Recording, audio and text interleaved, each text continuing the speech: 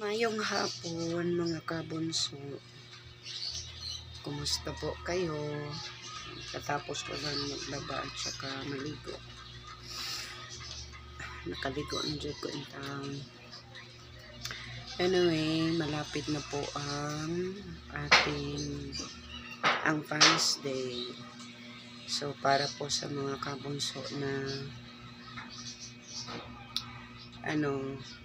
hindi pa nakabayad hanggang July 20 ang deadline sa entrance fee na 2,500.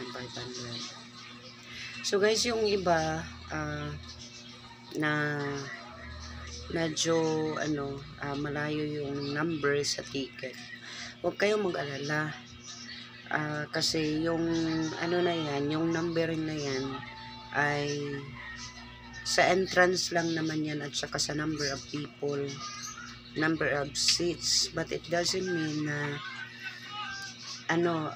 wala na kayong future para makaano doon kay Bunso at saka wala kayong ibang magagawa. Sabi nga ni Bunso sa kanyang live na pwede kayong mag-transfer, no? Yung numbers na yan na binigay niya is wala lang naman yan guys, sa upuan lang naman yan. Pwede kayo mag-transfer sa mga teams ninyo, no? At saka hindi naman kalakihan ang venue, so huwag kayong mag-alala guys. Sabi ni Bunso, pa din, parang malapit pa din daw yung kahit anong numbers kayo meron, no? So wag na kayong baka kayo, hesitate kayo ba na bumili kasi malayo na ang numbers ninyo. So wag, ituloy nyo lang kasi ang pinopoint natin dito is yung suporta natin, pag-support kay Bunso, no? Yan lang naman. As long as na kayo at makita ninyo si Bunso, okay na yan. Anyway, lahat naman makakomodate ni Bunso sa Fans Day. Walang uuwing luhaan, no? Yun lang.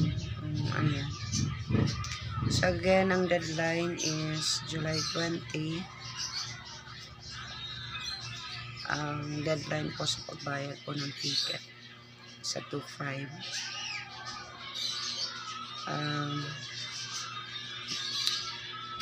Reminder, kapag magbayad kayo guys, i-video call nyo muna, si Gaya. Saglit lang, pero wag na yung makikipag-chismisan tayo. Okay. Video call nyo muna just to make sure na si Daya yung pinagbabayaran niya para hindi masayang ang pera natin. So, ilang days na lang mga kabunso. 17 days na lang kasi July 10 na ngayon. Malapit na. 2 weeks na lang guys. So, mag-enjoy lang tayo sa darating na Fans Day. At sabi nga ni Bunso, kung sino po yung magre-present ang kanilang mga talent, i-present nyo na sa Fans Day kasi atin yan, sa atin, araw natin yan, no? So mag-present pa kayo. So, isa pa ako sa mga nag-offer. Sana okay po ako sa 27, no? Ngayon okay kasi nakaligo ako guys, at saka nagkilay, lipstick din.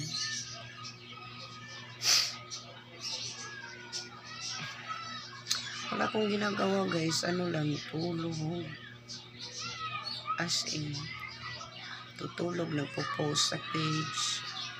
As in, wala talaga akong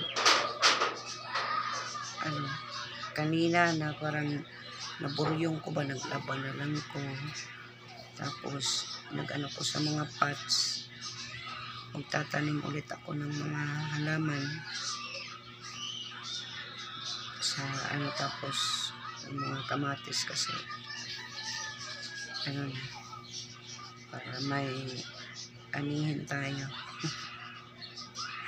Yan lang mga kabunso. Maraming salamat po sa inyong lahat. See you. Kita-kita tayo sa ating Wednesday. Mag-enjoy lang po tayo, no? No hate, just love. Magmahalan po, sabi ni Bunso. No. Yan lang. Good luck. Good luck. Goodbye. Maraming salamat, kabunso. God bless. Ingat.